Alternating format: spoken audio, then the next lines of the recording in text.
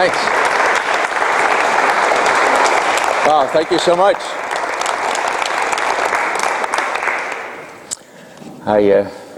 Is this working okay? You hear me? Can you hear any of that? Okay. I'm reminded of a young priest friend of mine who was a really bright guy. You know, he was saying his first Mass, and he had a really responsive congregation, and, you know, they knew the answers forever and ever. Amen. Lord be with you, and also with you, you know. But when he got up to the mic with his very well-prepared sermon, he tapped it, and it didn't seem to work. And tapped it again, and he said, there's something wrong with this damn thing. And also with you, was the immediate response. So when I walked in here just now, somebody asked, could they put a microphone on me? And I said, well, I already had one. And they said, well, we have another one. And so I said, were you from Homeland Security? And he said, no, NSA. So out here in the West, they're less sophisticated. They ask you before they put the mic on you. So, I mean, I think that's good, but, you know, I thought high-tech stuff was here in Seattle. Anyhow, I want to talk a little about a lot of things tonight, but I want to make sure that you feel comfortable enough to interrupt me at any point. And I think we have lots of time, so let's do it that way. I want to start out talking a little bit about faith and faith-based things. And when George W. Bush came into Washington, of course, he was big on everything that was faith-based, you know. And so he introduced the concept of faith-based intelligence. And I heard a story one time which illustrates what faith-based intelligence is worth in a very vivid way, and I'd like to draw from my Irish heritage to tell you that story. So, it's a winter's night in Belfast, and two nuns are driving home from the hospital where they work. It's getting dark, and don't they run out of petrol. They stop the car on the side of the road, look under the boot, look under the bonnet, no gas can. But there was a bedpan from the hospital. So I said, well, this is better than nothing. They went and got some petrol, and they came back, and the one nun is struggling. I don't know if you realize, but bedpans are very unwieldy when they're full.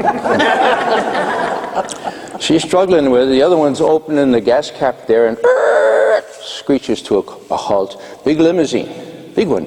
The fancy one, like, you know, you push a button and the window gets down by itself. A fellow looked out the window, and who was it but the Reverend Ian Paisley, the head of the Protestants there in Northern Ireland.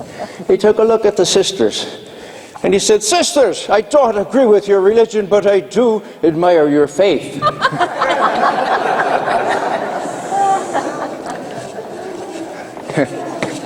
Thanks for getting it. You know, I told that joke at the Oxford Union during a debate, and there was nothing.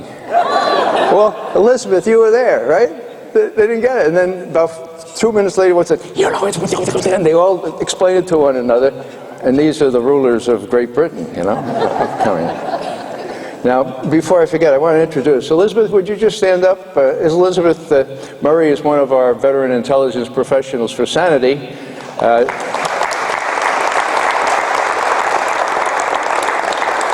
And she was second in command of Near East analysis. She was the Deputy National Intelligence Officer for the Middle East when she retired 3 years ago now, Elizabeth? Something like that. And she decided to get as far away from Washington, D.C. as she could, and she found that Bellingham, Washington was about as far as you can get. So that's where she settled down. I haven't seen her since we were in Oxford together, so it's nice to have that reunion. So, as some of you know, I'm just back from Russia, where 3 whistleblowers and I. That was really quite an experience. I'd like to share just a little bit of it in conjunction with what else we're going to say. We award an award every year for integrity and intelligence. And no, it's not an oxymoron. There used to be this concept. And we've awarded it 12 times now. And when Edward Snowden did what he did, we circulated around the suggestion that, well, maybe he's our nominee for this prize this year. And to some of it, it seemed like a no-brainer. To others, not so much. The Sam Adams Associates are, as you would imagine, intelligence professionals of various backgrounds, very serious military folks, very senior officers, and a lot of people felt very strongly, well, we ought to take a real look at this. You know, he has released a lot of very sensitive information, and, you know, would it be harmful to our country, or maybe just harmful to the government for revealing, you know. Anyhow, we went through this, and we waited a decent interval, about 6 weeks, and then we said, well, let's bring it to a vote. You know, we're sort of an action sort of group. Let's vote on it. So it was a distinct majority for it. So we awarded him the honor, and then we said, now we need to give it to him because it's our tradition to make this award in person. We've always done it in person. That's why we ended up in Oxford. The last award winner was Thomas Finger. Anybody know who Thomas Finger was? That's really interesting, isn't it? Because Thomas Finger stopped the United States from going to war with Iran. You know, after the debacle of Iraq, where the evidence was not mistaken, folks, it was fraudulent, okay? And, you know, face-based intelligence, you know, was worse than what was in what Paisley thought was in that bedpan, right? And, you know, don't take my word for it. J. Rockefeller, who was head of the Senate Intelligence Committee, after a 5-year study by that committee, said that the evidence used to justify the war in Iraq was unsubstantiated, contradicted, comma, and even non-existent, period, end quote. Now I ask you folks what non-existent intelligence looks like. Forgery, that kind of thing?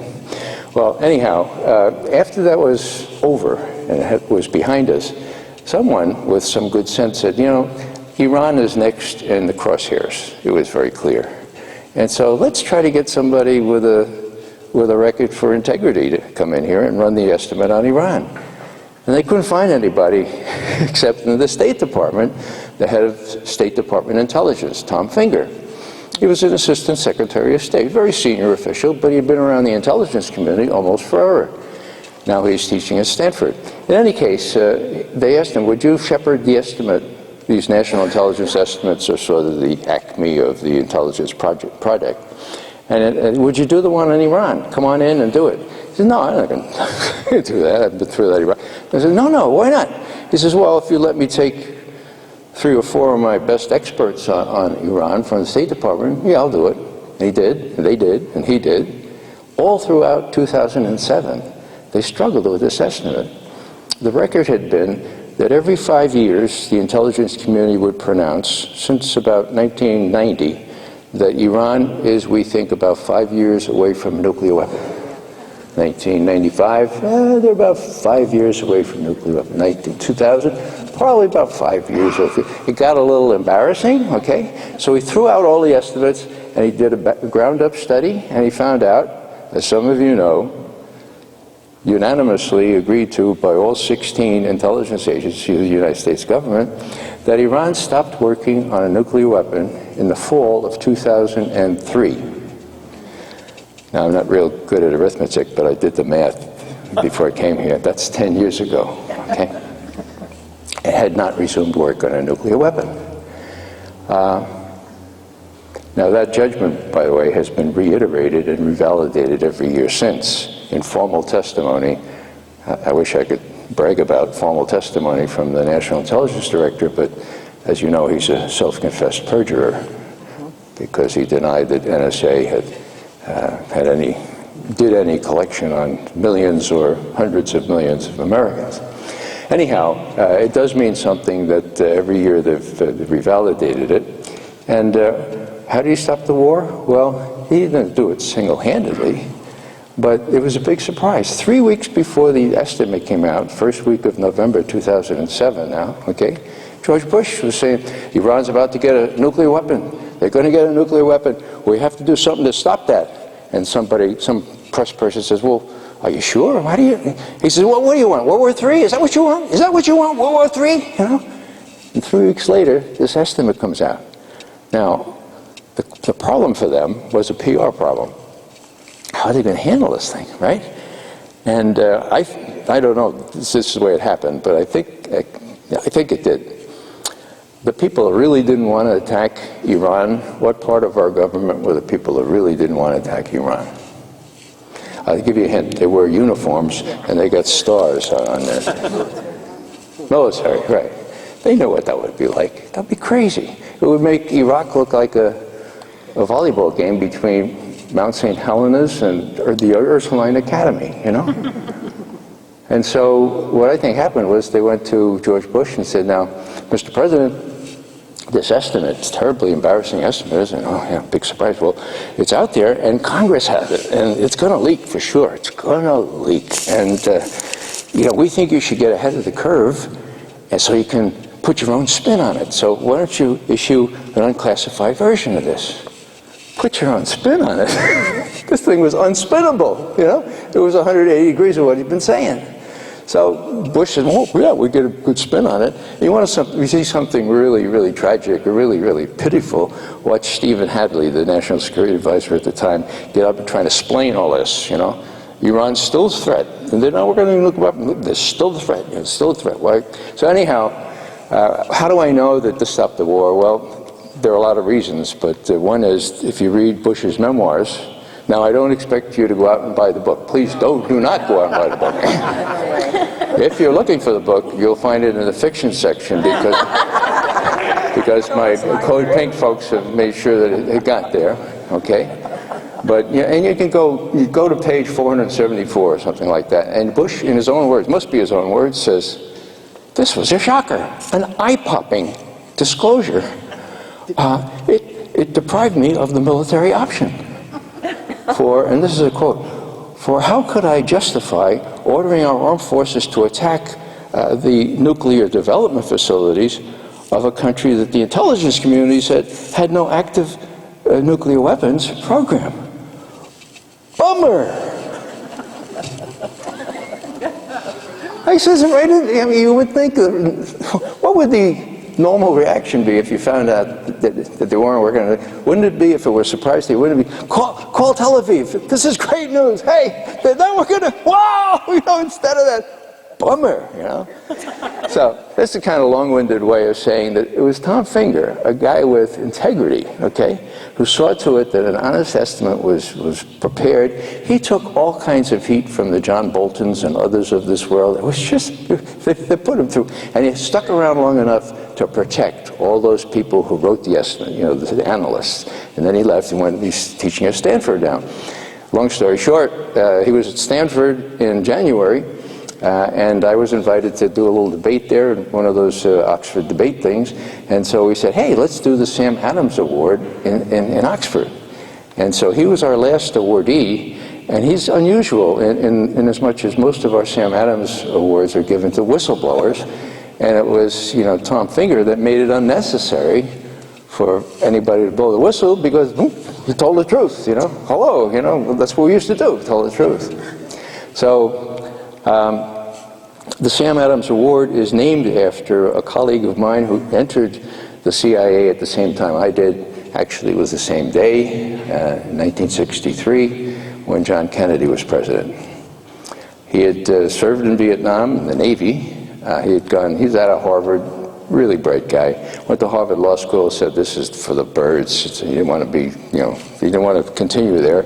So he came down for this very attractive offer, which attracted me as well, of being an analyst for the CIA, where you would be given in your little inbox, and most of you are probably old enough to remember that we used to have inboxes made out of wood. Can you believe it? Yeah. When I talk at colleges, they say, what kind of inbox was this? You know? Into our inbox would come all manner of information from all, you know, from press, from spies, from photography, from intercepted messages, from wherever. The FBI even shared information with us every now and then. And we would be responsible. I'm far enough away from Washington to use the following word. We would be accountable. We would be accountable for looking at what information was available, and if it were important enough, we would serve it up to the president. And somebody might correct the syntax or misspellings, but there was no political thing on this. I mean, we told it like it is, and we had career protection for telling it like it was. Many of us bent the noses of four-star journals way out of joint by saying, for example, bombing? You think you're gonna close the Ho Chi Minh Trail by bombing? When Giap, the general, just died, I was thinking, wow, I remember those days. There was lots of talk of the patter of little brown feet. And in contrast, the B-52s with these big bombs. They were going to seal the Ho Chi Minh Trail and make Giap and Ho Chi Minh give up. We knew better than that. We told LBJ that. But he heard from the generals that, no, this would do it. See, the generals gave LBJ the idea that the Ho Chi Minh Trail was sort of like I-5, or I-95, or I-66. And we had to explain to him, no, you can't even see it from the air. Anyhow, he didn't want to be the first president to lose a war, and so he became the first president to lose a war. So there are those political things, and intelligence can just do so much. But I want to tell you just a little bit about Sam Adams and what he stood for. He was so bright that they gave him the account of counting up how many enemy there were in South Vietnam, okay? Communists under arms. Now, would you believe that as of 1964, nobody had counted them up except the military way back in 1956 or 57? And we had been killing so many of them under Westmoreland's, pretensions, that he had imposed an artificial limit. There could be no more than 299,000 Vietnamese communists under arms. Couldn't be any more than that. Does that specific number give you any doubts? It's sort of like 1,429 people killed by chemicals outside Damascus, The precision itself gives it away, right? Probably when they say, how many? Well, let's say 1492. No, 1490, that's already been used, 1490, too familiar. Let's do 1429. Yeah, that's a little better. Give me a break.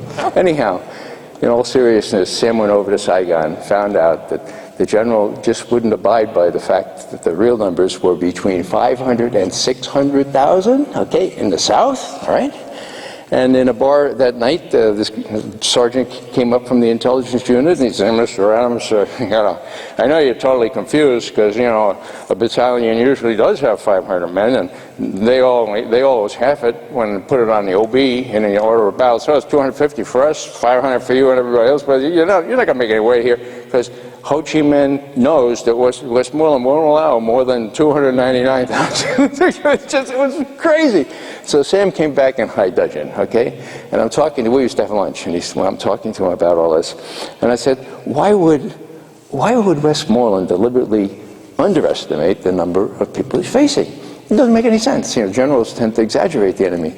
He said, well, Ray, they've killed so many every week. And the press isn't really smart in Saigon, but they do arithmetic, And if all of a sudden he says, oh, no, there are twice as many, or even that there's more than 299,000, oh, that could be trouble. I said, oh, come on, Sam. He says, Ray, the day was August 20th, 1967. He said, Ray, we got a secret NODIS. NODIS means no dissemination cable in from Saigon last night from General Abrams, who is General Westmoreland's deputy. Westmoreland was traveling around somewhere in Southeast Asia. Now, I have the text of that cable, and I'd like to read it to you, just the portion that matters, because I don't want to misquote it, and I want to put on my glasses so I can read it.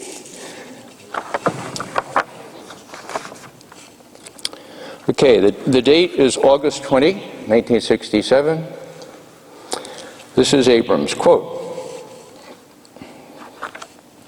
"We cannot accept the higher numbers because we have been projecting an image of success over recent months, and all available caveats and explanations will not prevent the press from drawing an erroneous and gloomy conclusion."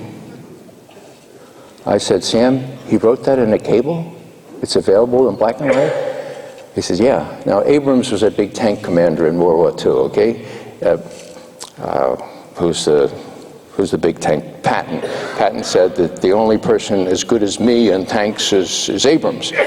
Well, you know, tanks but no tanks. When there are no tanks, okay, he wasn't real bright and he wasn't really good about what was going on in Vietnam. So they named the tank after him, the big Abrams tank. So that was what he faced. And to his credit, I suppose, Sam obeyed all the rules and went through channels, went to the Inspector General of the CIA, tried to get the director, Helms, fired. You can imagine how far he got with that. Went to the Inspector General of the Defense Department, went to Congress, nobody would listen to him. That was 1967, okay? We had lost about 25,000 people. The Vietnamese had lost about 1,500,000 people. Where do I get that figure from Secretary of Defense McNamara, who says that Vietnam lost 3 million people altogether, okay? And so Sam went to his early death, sudden heart attack at age 56, I think he was, no other symptoms, with profound remorse, with great regret that he had let himself be diddled within the system. If he had gone to the, now I'm going to say something that will surprise you. If he had gone to the New York Times bureau in Washington, the surprise here is that the New York Times used to be an independent newspaper, and actually they would print something like this without checking with the White House. That, you know, they wouldn't ask for permission like they do now. They would have put it on the front page, and that could have shortened the war, because there it was, a document. What you need is documents. That's what my friend Dan Ellsberg always says. Don't just speak out, bring the documents. And Bradley Manning or Chelsea Manning did that to her fairly well, didn't they? 700,000 documents. And to his credit, Ed Snowden went through the documents that really needed to be released and figured out a way to get him out of Dodge, okay?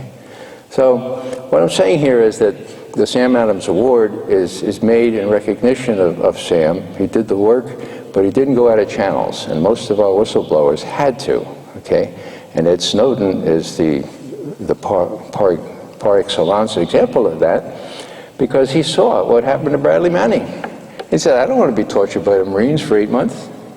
And he saw what happened to Tom Drake.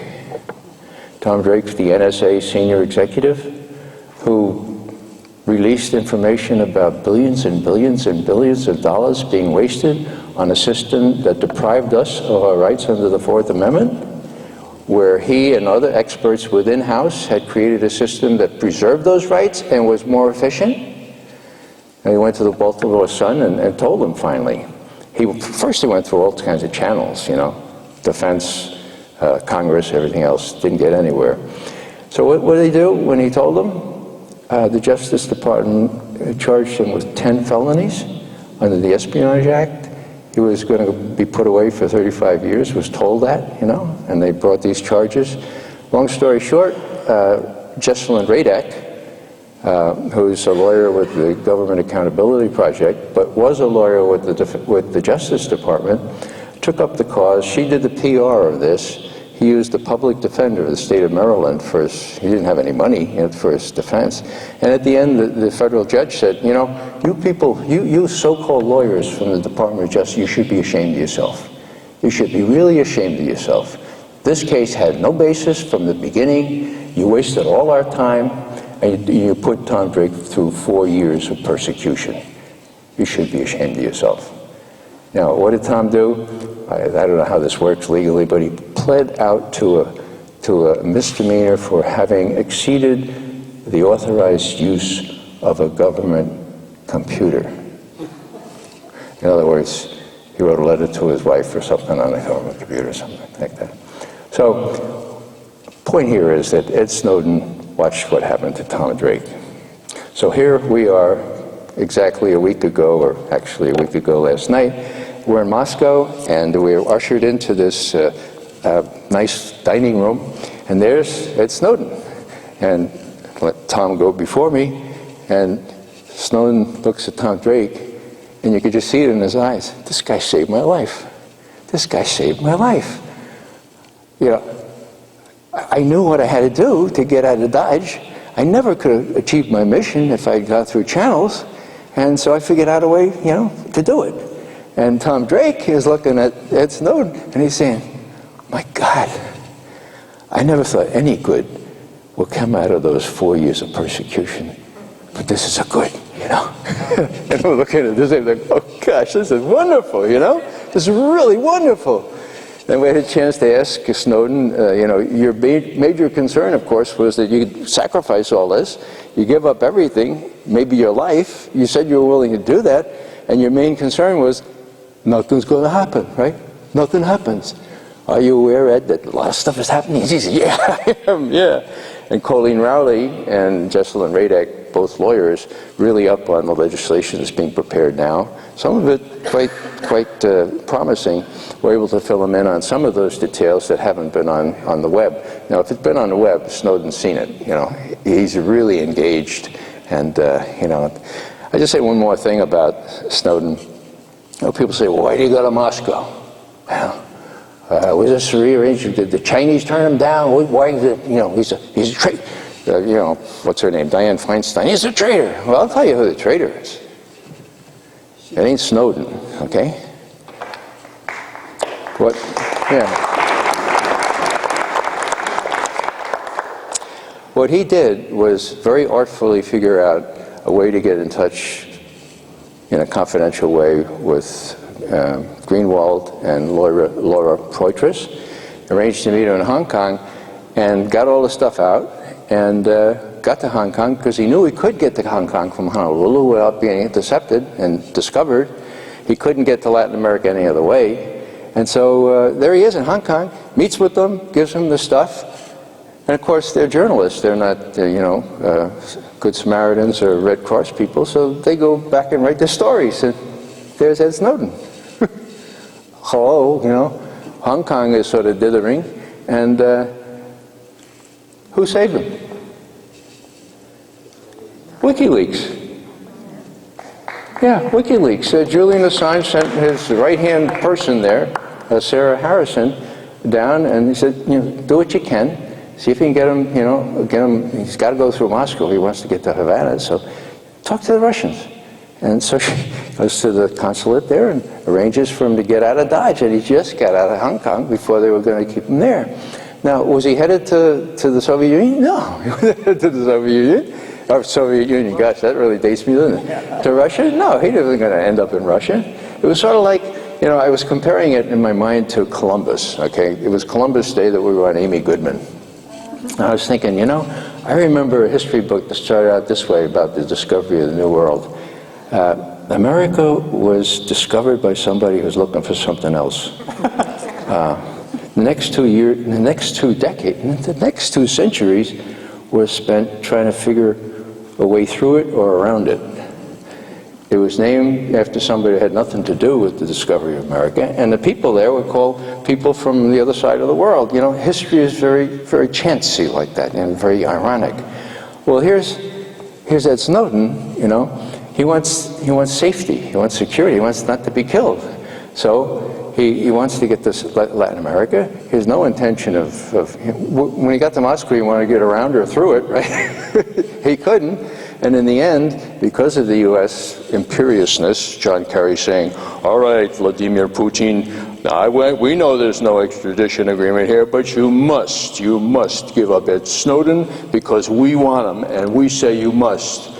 Well, that was a big mistake. Vladimir Putin doesn't take kindly to that kind of thing. And besides, you know, you could seek the high moral ground by obeying international law. You know, there used to be some premium in obeying international law. It still is among some countries. And so he said, yeah, come on in here. Now, what's the result? The height of irony. Ed Snowden is in the safest place on the globe. Why?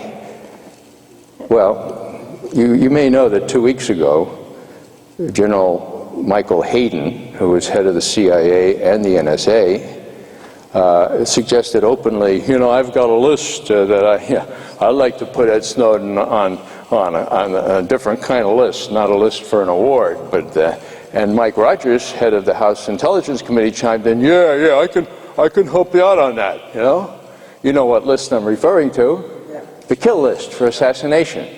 The one that President Obama on Tuesday morning carefully reviews and decides who will live and who will die, including American citizens. I hope none of you are shocked to hear that. There used to be a Fifth Amendment that would prevent that, but that's gone by the board, just like the First and like the Fourth, what we're talking about right now. So what was I saying? The kill list, yeah. So Michael Hayden and Michael Rogers have said, you know, this guy should be killed. And I said to Snowden, I said, are you aware that these guys have said that? He just looked at me, he kind of shook his head like, yeah, I'm aware, he said.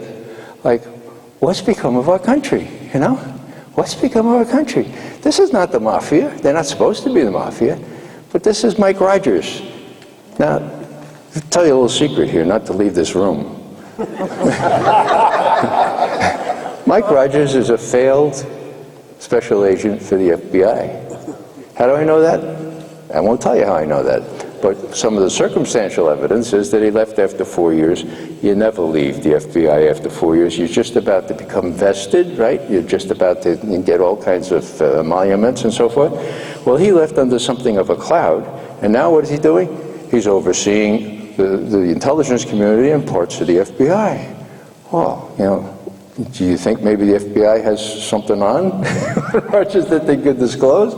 Anyhow, the whole thing is so darn corrupt. And of course, this mass interception and mass monitoring of communications, you know, that's what J. Edgar Hoover did to it fairly well, and that's why they created a law against it. Anyhow, so the thing with Snowden was just beautiful, and I'd like to, I think it's probably worth reading just a little bit of one of the, well, we had a formal ceremony to give him the award, but we each said something, Jesselyn Radek, Tom Drake, myself, and Colleen Rowley, and Jesselyn read something from Albert Camus. And maybe some of you have seen that. I wrote it up, but I'd like just to give you a little feel for what that was all about. She said, Edward Snowden, you're in good company. Now, Snowden had talked about the work of a generation, okay? He wrote a statement for the European Parliament Committee on Civil Liberties, Justice, and Home Affairs. And Jesselyn went to Geneva, I think it was, to read it. And the title he gave it was The Work of a Generation Starts Here. Now, she pointed out that the wager of our generation is how Albert Camus described what Ed had called the work of a generation. It was 1957, the year that Camus won the Nobel Prize for Literature. At that time, Camus expressed the hope in the quality of a new generation and its increased unwillingness to adopt slogans or ideologies and to return to more tangible values. He wrote, quote, "We have nothing to lose except everything, so let's go ahead. This is the wager of our generation. If we are to fail, it is better in any case to have stood on the side of those who refuse to be dogs and are resolved to pay the price that must be paid, so that man can be something more than a dog." Camus rejected what he called the paltry privileges granted to those who adapt themselves to this world, adding that, quote, "Those individuals who refuse to give in will have to stand apart, and they must accept this."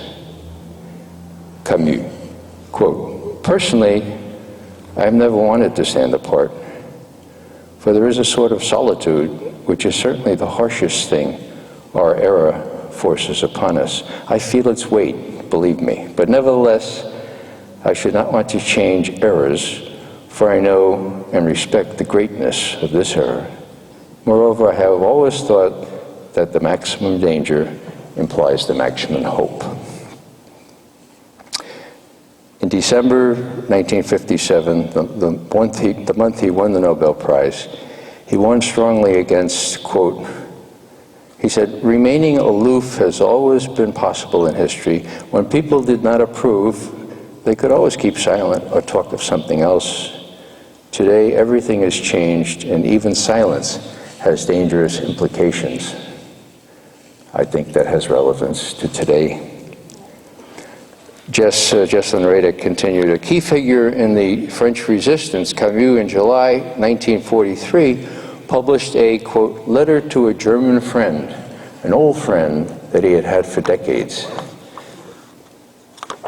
He said, quote, you, the friend, you said to me, the greatness of my country, Germany, is beyond price.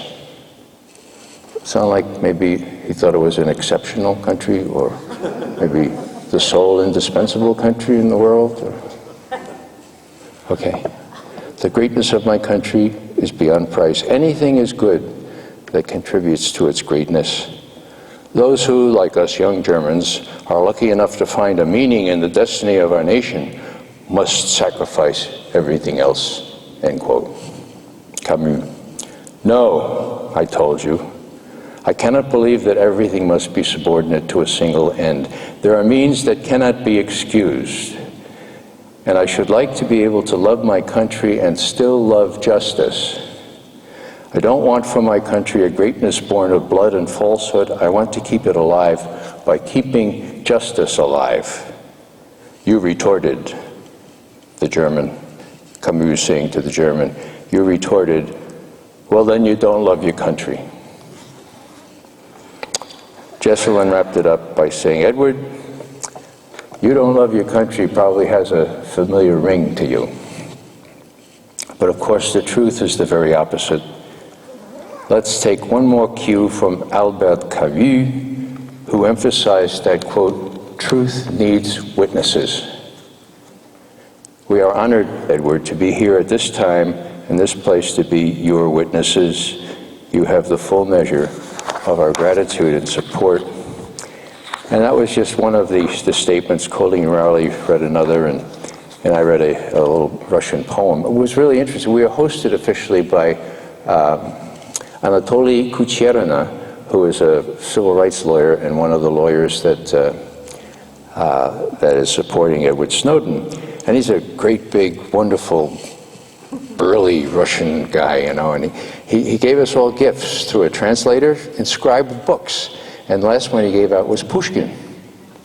And that gave me a chance to try to follow Cicero's dictum of trying to render your audience benevolent, attentive, and docile, because I know a lot of Pushkin, okay? And I know one poem, Pushkin, that, anybody here know Russian? No, usually up in the Northwest we have some, okay. Well, I'll translate it anyway. It's a poem that Pushkin wrote when he was behind bars in Chisinau, now in Moldavia, I guess it is, because he spoke out, you know, he wrote subversive things in his poems. And this one is titled Uznik, which means prisoner or somebody kept in captivity. And he's sitting in his little cell, and he's looking out the window. And it goes like this. Сижу за решеткой в темнице серой, вскормленный в неволе ореол молодой. Okay? I'm sitting behind the bars of this window in the dark, dank cell, cooped up like an eagle who can't fly away. Мой грустный товарищ, макая крылом, кровавую пищу клюет под окном. He looks out and he sees this crow waving his wings and picking up a piece of a dead animal and you know, throwing it at the window. Клюет и бросает, и вот и смотрит в окно, как будто со мною задумал одно. He's clutching at this thing, and then he looks into the window, And he looks at me as though he has the same thoughts that I have.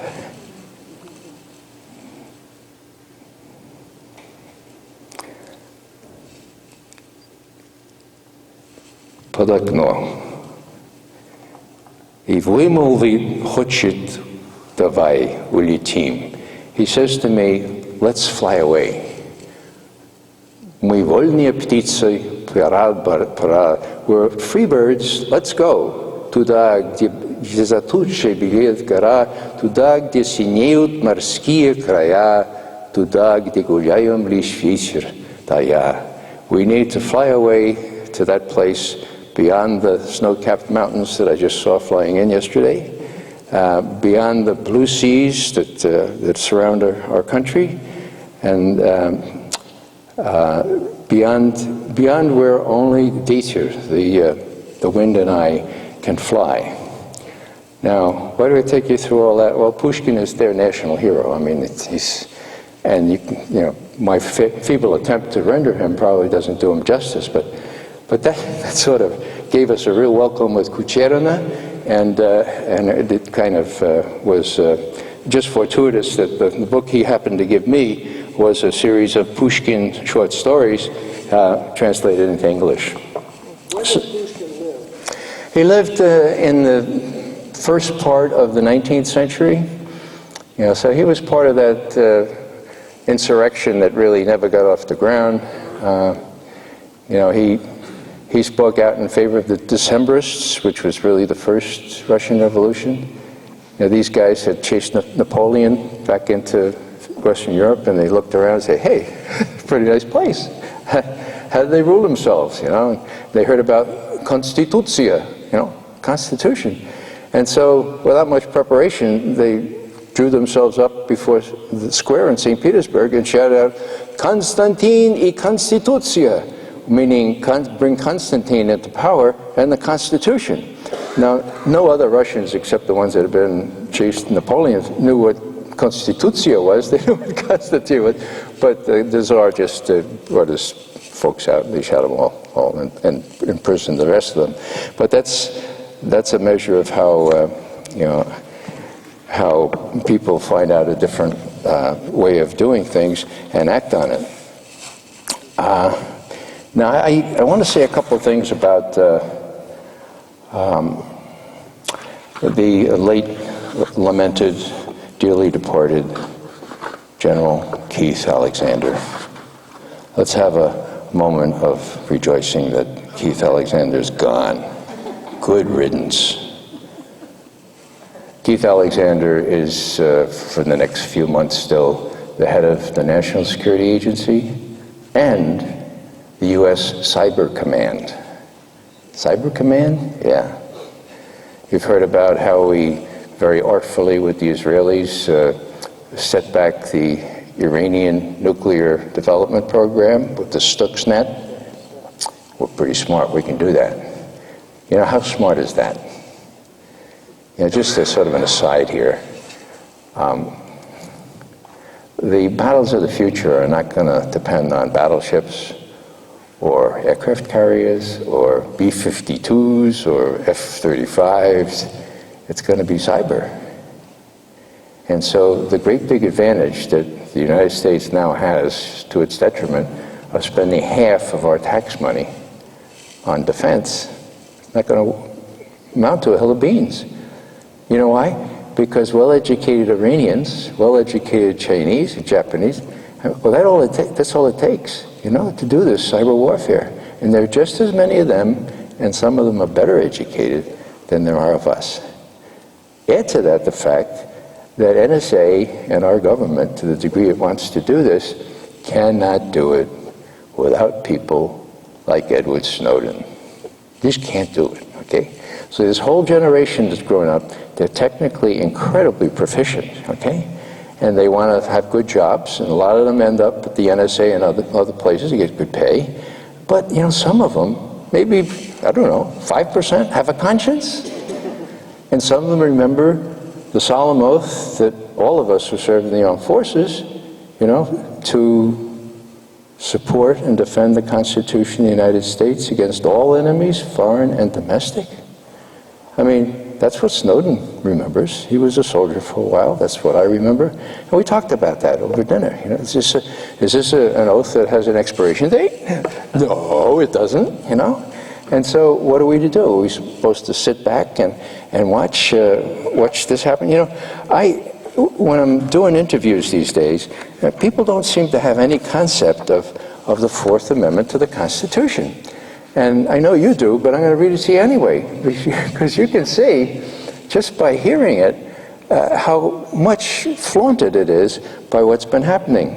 Quote, "The right of the people to be secure in their persons, houses, papers, and effects against unreasonable searches and seizures shall not be violated, and no warrants shall issue, but upon probable cause, supported by oath or affirmation, and particularly describing the places to be searched and the persons or things to be seized."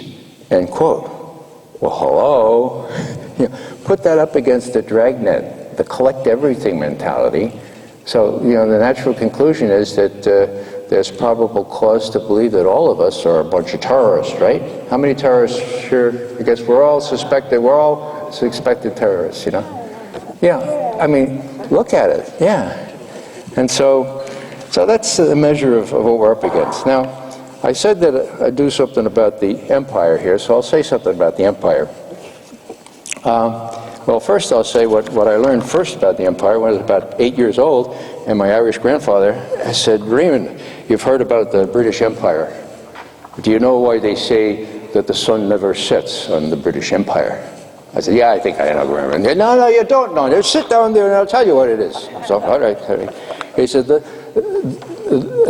sun never sets on the British Empire because the good Lord would never trust the British in the dark.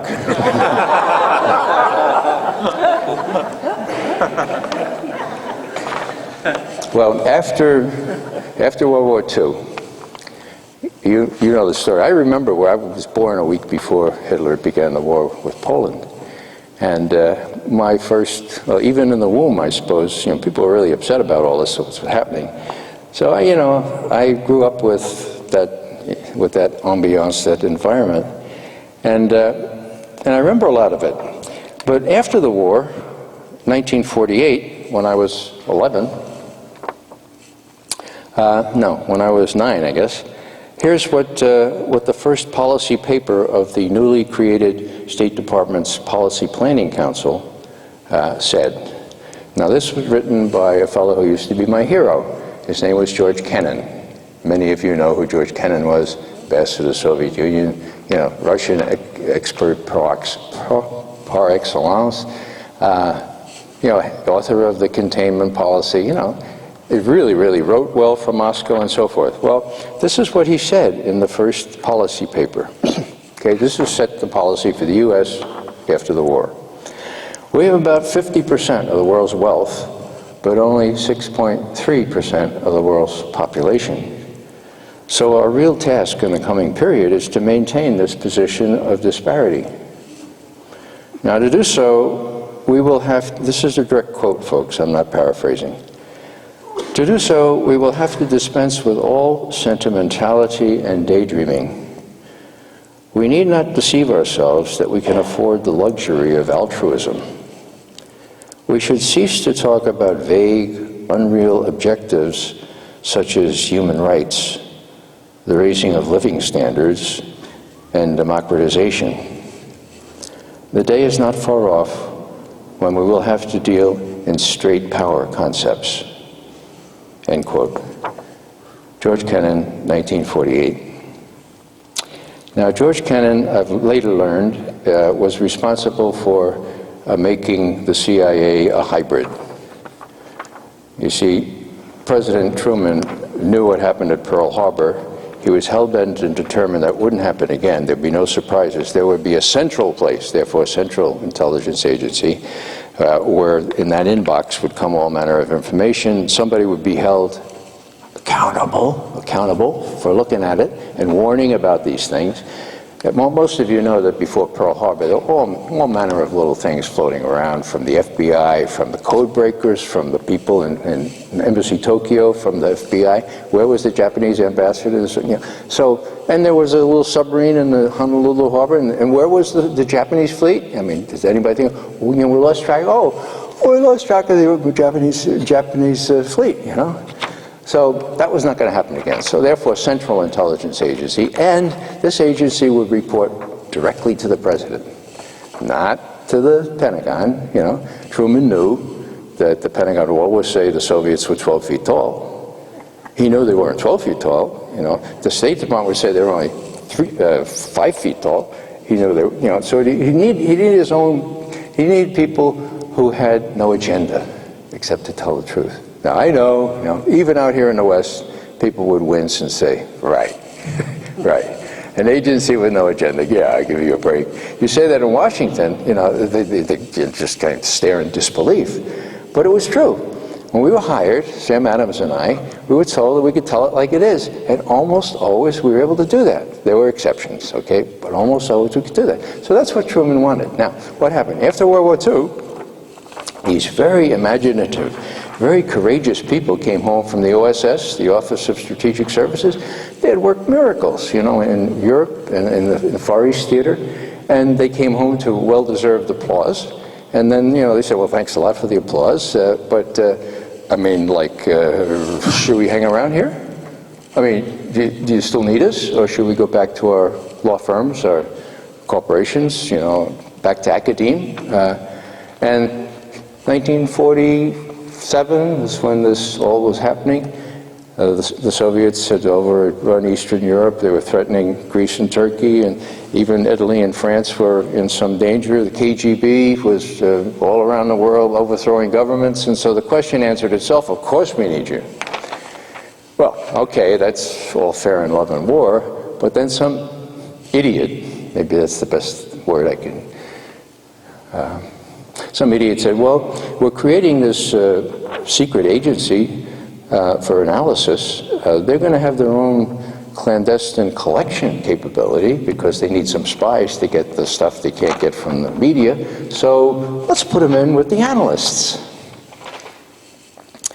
The legislation was changed by one sentence being inserted, and it said, the Director of Central Intelligence shall perform such other duties and tasks from time to time as the President of the United States shall direct. Now, do not blanch from the word. This gives the President of the United States the capability to have his own personal Gestapo.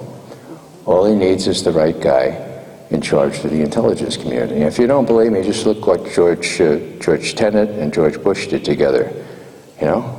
Enhanced interrogation techniques. Some of you may know that comes from a German phrase, verschärfte Vernehmung. What's the translation? Enhanced interrogation techniques. Where was it found?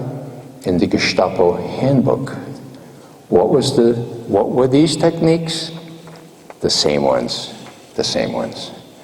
So anyhow, that's the background about how CIA had a structural default from structural fault, let's say, from the very beginning. Why do I mention that? Well, because these swashbuckling guys who are going to overthrow governments were encouraged to do so by my hero, George Kennan. He was largely responsible for this hybrid, okay? So that was 1947, National Security Act. I mean, it created the Defense Department and the Air Force and the National Security Council as well as the CIA, so it was a big deal, okay? Anyhow, that gave these operators the means and the profile to get all the money and to do whatever they were told. And the first thing they were told was, well, hey, there's this upstart in Iran, and the guy was actually elected by the Iranians, I don't know, but he thinks, now get this, he doesn't realize that the oil underneath the sands of Iran, that it belongs to British Petroleum. He thinks that the Iranians should share more of the proceeds from this oil, And so he threatened to, actually did start nationalizing the oil. So what happened? Well, the British have been at this for a long time, you know. I remember what my grandfather told me. So they took the fledgling CIA under its wing, 47 to 3. So this is 6 years into the creation of the CIA. They said, now, this is what you do when you have an upstart third world dictator, third world. Well, he was actually elected, but, you know, it doesn't matter. This is what you have to do. And so, as you all know, MI6 and the CIA overthrew Mossadegh, who was, you know, Time Person of the year before, the only freely elected person in Iranian history, Persian history, and and who did they bring in? They bring in a Shah with this hated secret police, Savak, who were just as bad as the Gestapo, but he was on our side, and he didn't like the Russians. And if you didn't like the Russians, oh man, it's just like, you know, being against terrorists. It doesn't matter what else you do, you know, you have our support. So that was 53. 54, the same thing happened in Guatemala, because the Guatemalans thought maybe United Fruit shouldn't own most of their land, or so much of their land, and maybe the peasants should be. So that was the history of all this, and it's a very sad history. So I just want you to know that the operations directorate has always been separate from the analysis directorate, and it depended on the head of the intelligence community as to whether it did the right thing or the wrong thing, and the president, of course.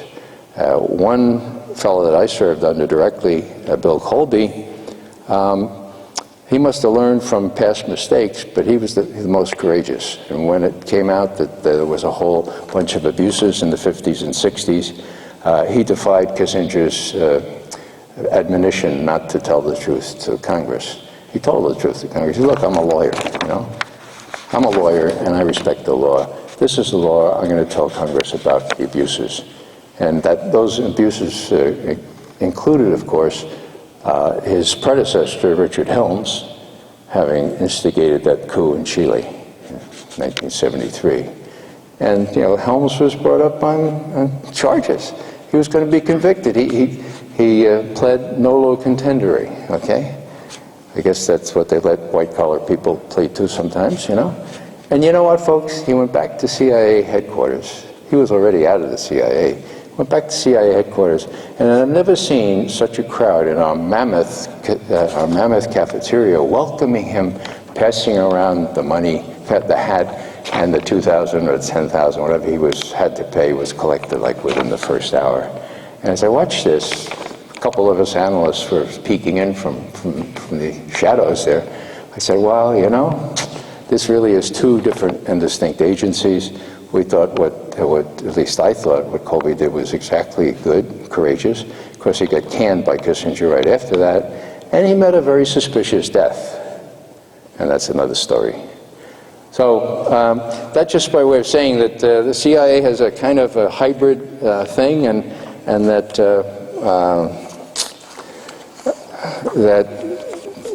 there are the Tom Fingers, but there are also the Richard Helmses and the George Tenets. And every time I go to an airport and have to do all that charade, I think disrespectfully of George Tenet, because he had the power to share more information with the terrorism guy in the White House, Richard Clark, and he had the power to speak out when he saw that Condoleezza Rice was not taking this seriously. As you know, they didn't talk about Al-Qaeda and Osama bin Laden until 1 week before 9/11. So let me just kind of finish up here, and I'd like to leave a lot of time for questions.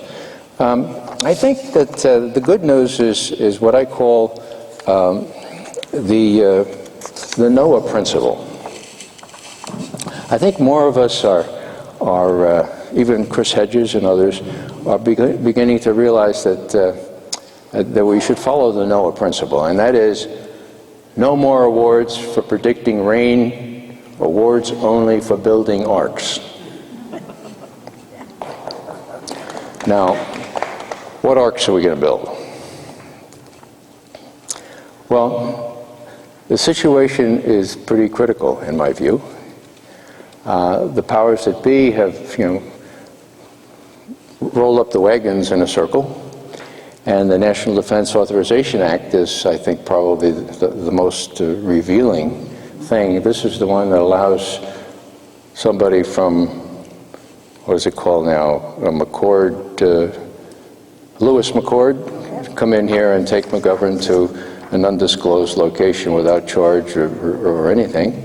But not forever, just until there are no more terrorists, you know. That reversed history since the Civil War, when Southern whites were using the U.S. Army to bring in slavery again, or Reconstruction, whatever they called it. And now they can use the U.S. Army to do this. Now, why did they do that? As I watched that, I couldn't believe it. Here's the Senate. And then I saw John McCain and Lindsey Graham and all those people, you know. And I said, well, they're behind it. But you know what? When it came back from the White House, Carl Levin, the chair of that committee, the Armed Services Committee, he was asked by one of the Democratic senators, well, you know, we didn't have the business, we didn't include arresting American citizens for that. How did that get in there? And Levin said, well, the White House put that in there. As if to say, yeah, right. Like, the White House put it in, we couldn't take it out? I mean, since when does, you know, isn't that a telling thing? The White House put it in there. And everybody said, oh, the White House put it in there. So, you know, it was the executive and the Congress. Now, why do you think they wanted to make a law that stringent? To use the Army against us, or use the Army. Martial law. Pardon? Martial law. Martial law, yeah, okay. But what were they afraid of? Now, bear in mind, this was 2 years ago, right? What was going on? Pardon? Occupy, you got it, yeah. Yeah, it seemed to me, you know, I was interviewed about this right after it happened. I'm sitting in this anteroom and saying, now, what's changed over the last several months? And the only thing I could think of was Occupy. And I said, they're afraid of us. You know, up till then we had thousands, but suppose there were tens of thousands. You know, suppose there were 100,000 surrounding the Congress and the White House, and they couldn't get home to their cocktails, their martinis in Georgetown, you know? Who are they going to call? They'll call the park police. Right, the park police weren't on our side, you know. They let us camp out there, right in the middle of Washington. Not the court. How about, the Capitol Police? Well, the Capitol Police, with all due respect, they're good at operating those things that you have to walk through to make sure you don't have a weapon on you, but not so much else.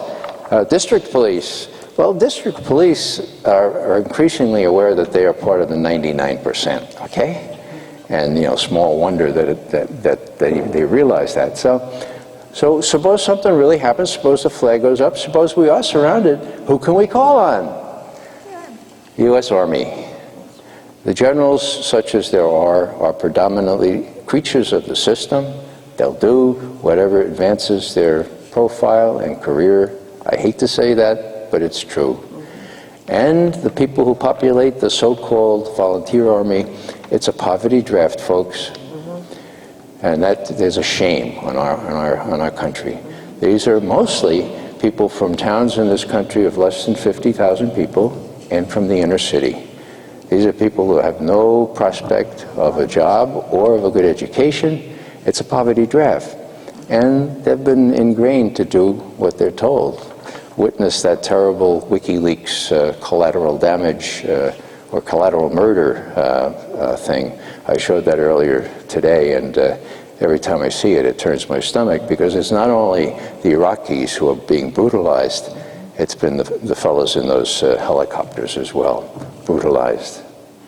So what are we going to do? Well, I found that in talking around the country, that Americans have a peculiar hesitancy, okay? Now, it's understandable. Who likes to be laughed at, you know? I mean, we don't like to start something that doesn't have a reasonable prospect of success, right? I mean, like, who wants to hear, McGovern, what did you think you were doing, turning your back, standing up there when Hillary Clinton was speaking? What was that all about? Well, you know, so you got beat up. What's it, you know? Well, I don't know why I did that, but I thought it was the right thing to do. And, you know, we're not supposed to be worried about being successful, was supposed to be what? Faithful, you know? The good is worth doing because it's good. And if we're all worried about, you know, whether we're going to achieve success, we ain't going to do nothing. It's much, you know, it's like what Camus said, you know, you can always remain silent, and that's, of course, what the Germans did in the 30s. So, the other thing, when I got beat up by the goons at Hillary Clinton, this was at George Washington University, that folks who don't know, about 3 years ago, all I did was, well, maybe I just explained in my own defense. I spent not a lot of time, but I spent some time in the Soviet Union, and there used to be, when a Soviet leader made a speech, there would be stormy applause, you know, and in Pravda the next day, it would be, every third paragraph would say, "Бурные аплодисменты, все стоят." Stormy applause, everyone stands, right? Well, Hillary Clinton walks into this lecture hall, not lecture hall, this big auditorium at GW University. I got somebody to get me an invitation to it. And stormy applause, everyone stands, okay? I'm thinking, oh, бурные аплодисменты, все стоят. And then the president of George Washington University comes in. I'll tell you, he made her out to be, you know, Mother Teresa, okay? And so I'm holding my nose there and I say, McGovern, what are you going to do? Luckily, I had my Veterans for Peace shirt on. So there was plenty of time. They stood for about 4 minutes, so I took off my outer shirt and I put my Veterans for Peace shirt on. I turned my back and I just stood. And all she could see, and she was as close as that camera there, all she could see was veteransforpeace.org, you know? But what the cameras could see was me standing there, you know, as she's talking right behind me, and they could see Veterans for Peace, the whole logo here, okay? And I said, you know, I've done this before actually in church. I'm a Catholic, and I don't like the fact that, oh, I'm sorry, I'm a Catholic, and I don't like the fact that women are subordinated, and I couldn't just sit where I used to sit and kneel and whatever. So I used to stand for the service. I did that for 4.5 years in my parish. I finally had to leave, but anyhow, so I'm fixed, you know, I did what I did then at Holy Trinity. I looked right at the wall, and I picked up a little piece on the wall, and 2 minutes, man, everything's, you know, this is going to work, this will be good. And the cameras, you know, get me, you know. And I hear Hillary Clinton talking about the necessity to have freedom of expression. It's really important, you know, in Iran, you know. And she doesn't miss a syllable. She just keeps going on. Then all of a sudden I see this guy come down with, he looked like a Redskins reject, you know. He looked about 300 pounds. He comes down with just a suit on.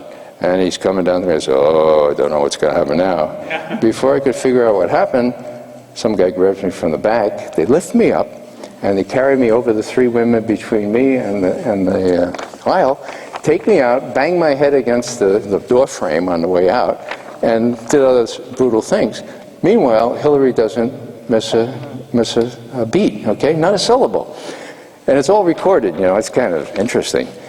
Some of the footage did get out. Now, why do I say this? Well, I say this because I see some people around here that have the same color hair I do. And when that happened to me, the first report came out of Fox News. And it was pretty, you know, so-so. It said, an elderly gentleman. That hurt, you know. An elderly gentleman was thought to have a sign secreted beneath the seat, or it was felt that he might be willing to shout something out at the Secretary of State, and so he was escorted out of the theater. Right? Okay, so right, escorted out of the theater. Right. But when the word got out that when the pictures came out, what happened to me, I mean, people care about old people getting beat up, and that's what I mentioned in this. You know, young people, I have it coming. You know, young people, I can take it. But 71-year-old people, you know, I'm even older now, if you can believe it, you know, we have an advantage. And I say this not jocularly. I say this in real seriousness. We have an advantage. People care if we get beat up. And I don't think they're going to kill us. But if you're willing to take a stand on these things, you're going to get a lot more reaction, a lot more resonance by virtue of you being an old guy like me. And when one of my Veterans for Peace added it, yeah, and he's got cancer. Luckily, I had just gotten into remission. But, oh man, Hillary Clinton had over 500,000 emails and telephone calls just by virtue of the 71 years old. The cancer brought it up to 800,000. So, I kid you not. We can kind of, have our principles, okay? And we can stand on our principles. But if there's nothing for which you're willing to suffer for those principles, and I don't mean necessarily physically, but if you're not willing to put those principles into play where you could get hurt, where your compassion would mean, actually suffering with or suffering because, look what Ed Snowden did, then your principles, they're really nice to have, aren't they? But I don't know, there's something lacking there, it seems to me. The prospect of success, I think we've dealt with that. Are there enough of us? Cesar Chavez used to always say, there are enough of us. But without action, nothing's going to happen. Op-eds are really nice, speeches are really nice, but if you don't get out there, nothing's going to happen. And it's getting kind of late. And I think that probably the next year or two are going to be key. And so I think we need to play a role. We have to recognize our responsibility. We have to be prophetic. We have to go back to the vision of the founders. I've learned a little bit about the prophets at this place where I work, at the Ecumenical Church of the Savior. And I just want to see how biblically literate this crowd is. Okay, Isaiah. Who knows that Isaiah walked around for at least 2 years stark naked? Raise your hand. Whoa. Oh, good. All right, there are a couple people here. All right. Now, it's right in the Bible, okay? Now, the question is, what was he doing? Now, the smart exegetes, the people who study really hard, said, well, it's not clear. And they say this without any humor, Usually exegetes don't have a lot of humor, and they say, well, it's not clear that he was always naked, just during liturgical services. That may be good exegesis, but it doesn't get the man off the hook, right? So what was he saying? What I think he was saying is, look, I'm stripped of my garments here, right? You say, oh, isn't that awful? Isn't that awful? You are stripped of the vision with which Yahweh blessed you, a vision of justice and shalom, and that is far worse than being physically naked. I don't think we're stripped of that vision, but I think it's kind of needs repair and needs some courage, and needs it quickly. Martin Luther King famously said, there is such a thing as too late. There is such a thing as too late. And I'll finish just by quoting a German that you may not have heard of. He was a contemporary of Dietrich Bonhoeffer, the Lutheran minister who tried to waken up the church there and couldn't. His name was Albrecht Haushofer, and he was a Geolog. He was a geologist at the University of Berlin, and he had tenure. And some of you may not know what tenure means, but it means a lot, It meant a lot in Berlin, it means a lot around here now. I don't have to tell some of you. Now, how did he get tenure? By keeping his mouth shut. So, he also had a conscience. And as he watched his Jewish friends and other friends being wrapped up, sent away, he gathered a following around himself and spoke out against what was going on, okay? And it was really quite significant that they saw this fellow finally speaking out. And so he was wrapped up by the Gestapo and put in another prison, separate from Bonhoeffer. And he was condemned to be shot. Bonhoeffer was hanged. Those were the two executions that they used. But the Germans, being very meticulous, they insisted that you sign a confession before they would shoot you or hang you, okay? Now, Haushofer wasn't about to do that, So he refused to do it, and as the Allies approached, they shot him and fell down. And as they picked him up, out of his pocket fell a little settle. little piece of paper, you know, and on it, the title was Schuld. Guilt, right, okay. And it was his confession. And it was written in the form of a sonnet. And how many have German here? Yeah, okay, good. Some have. Okay. Well, it's not very long, but what it said was, Schuld. Doch bin ich schuldig, aber anders als ihr denkt. Yeah, I'm guilty, but it's not what you're thinking, right? Ich musste früher meine Pflicht erkennen. I should have früher, earlier, recognized my duty. Ich musste schärfer Unheil nennen. I should have schärfer, more sharply called Unheil, evil. Mein Urteil habe ich zu lang gelenkt. I put off my judgment far too long. Ich habe gewarnt, I did warn, as you know, we know he did warn, aber nicht genug. Enough. Ich habe gewarnt, aber nicht genug und klar, clear, claro. There's no comparative in German for klar is klar. Ich habe gewarnt, aber nicht genug und klar. Und heute weiß ich, was ich schuldig war. And today I recognize what I was guilty of. So, there is such a thing as too late. A lot of you recognize that and are out there doing your thing already. But we need all of us in this battle. And we need to be able to stick our necks out. And the last thing I'll say is that I do not have anything against necks. I've been accused of having a lot against necks, but I think necks are very nice. They're convenient connections between head and torso. I'd hate to be without a neck, all right? But if there is nothing for which you'll risk that neck, then it becomes your idol, okay? And necks are not deserving of idol worship. So, I don't have to tell most of you this, but I'll say it anyway. Be willing to stick your necks out. Be willing to do whatever is necessary to demonstrate that we want to be loyal to our founders' vision. And if we have to strip ourselves naked, well, that's one thing, but we probably won't have to do that. Whatever we need to do, we do it without worrying about whether it's going to be successful or not. But let's just try to do the good because it's worth doing, and leave the rest in other hands, in the hands of the coming generation.